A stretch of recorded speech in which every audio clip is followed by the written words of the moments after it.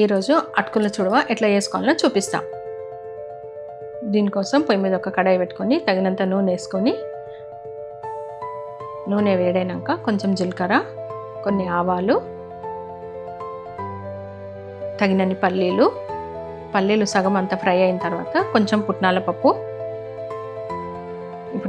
Fry అయినాక మనం దంచి పెట్టుకున్న ఎల్లిపాయలు వేసుకోవాలి. దీంట్లో ఎల్లిపాయలు ఎక్కువ వేసుకుంటే బాగుంటుంది. పొడుగ్గా కట్ చేసుకున్న ఎండు కొబ్బరి ముక్కలు ఇవి ఫ్రై అయినాక కొన్ని పచ్చిమిరపకాయలు, కొన్ని ఎండుమిరపకాయలు వేసుకొని మంచిగా కలుపుకోవాలి. కొద్దిగా కల్లెమాకు కూడా వేసుకొని ఇవన్నిటిని మంచిగా ఫ్రై అయ్యేటట్టు ఫ్రై చేసుకోవాలి. ఫ్రై అయిన తర్వాత తగినంత ఉప్పు, కొంచెం పసుపు వేసుకొని మంచిగా కలుపుకొని పొయ్యి ఆఫ్ చేసేసుకోవాలి. మనం ముందే ఫ్రై చేసి పెట్టుకున్న అటుకులల్లో ఇది వేసుకొని మంచిగా కలుపుకోవాలి. అక్కడ వీడియోలో మాత్రం ఎట్లా చూపిస్తుందో అట్లా అటుకులకంతా మంచిగా పట్టేటట్టు మంచిగా కలుపుకోవాలి. ఈ అటుకులను మనం ముందే కడాయిలో నూనె లేకుండా చిన్న మంట మీద వేయించి పెట్టుకుంటాం కాబట్టి ఈ అటుకులు క్రిస్పీగా ఉంటాయి.